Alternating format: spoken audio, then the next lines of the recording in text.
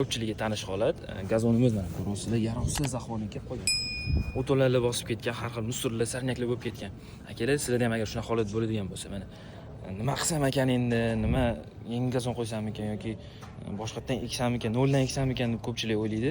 Akalar, sizlarga zo'r variantlarimizdan biri. Akalar, oddiy misol tariqasida mana bugungi klientimizning xonadonlari ham shunaqa gazonlari achinarli ahvolga kelib qolgan. Ko'ryapsizlar, mana musorlar, har xil sarnyaklar bosib ketgan akalar. Klientimiz bizga murojaat qildilar. Akalar, nima qilsam bo'ladi deyaptilar. Xo'p, biz aytdik, pulni tik-tugi bilan yig'ishtirib beramiz gazonlaringizni. O'rniga yangi rulonli gazonlarni o'rnatib beramiz akalar dedik. Xo'p, jarayoni ketyapti. Bizdan kuzatishda davom etsangiz, oxirida hammasini ko'rsatamiz akalar. Akalar, mana hovlimiz ancha boshqacha bo'lib qoldi. Eski gazonlarni yig'ishtirib, mashinalarga ortishyapti.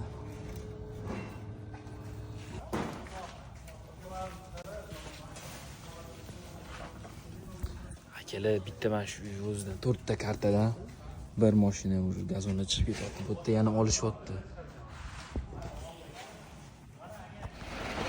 Akalar, gazonlarimizni jo'natib yuboramiz.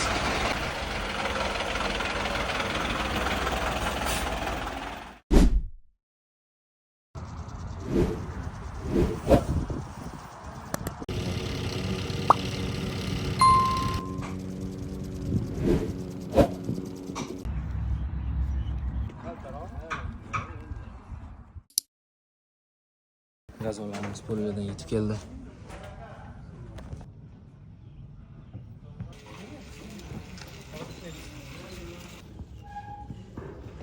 İşlerimiz bitkazib qoldi. Shu gazonlarimizni taxlab chiqamiz. Qarang, yashnab turishini. Kelamdi.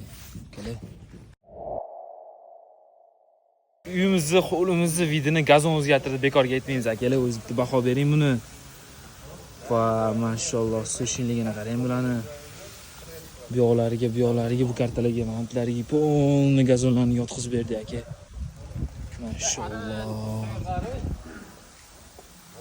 Kimga agar shuna xizmatlar kerak bo'lgan bo'lsa, aloqaga chiqamiz, kutib qolamiz aka.